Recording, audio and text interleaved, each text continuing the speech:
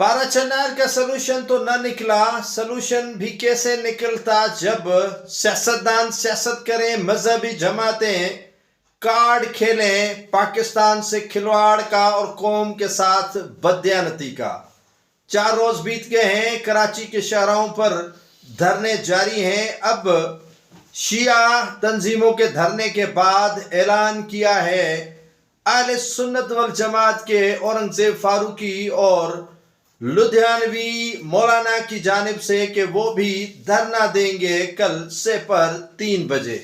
उनको सिक्योरिटी फराम करेगी पुलिस और रेंजर्स।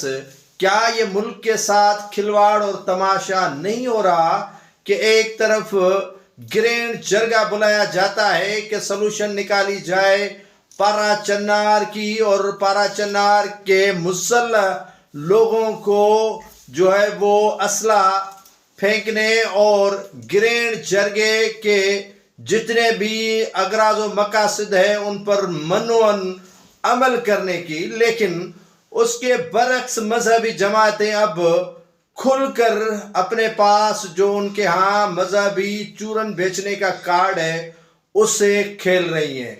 मजहबी जमातों ने धरना 4 रोज से दिया है। कराची सिटी पुलिस के चीफ की जानिब से धरना ख़त्म किए जाने का इंतबाह दिया गया, लेकिन उसके बाद उन्होंने तरदीद कर दी कि मेरे कहने का ये मकसद नहीं है।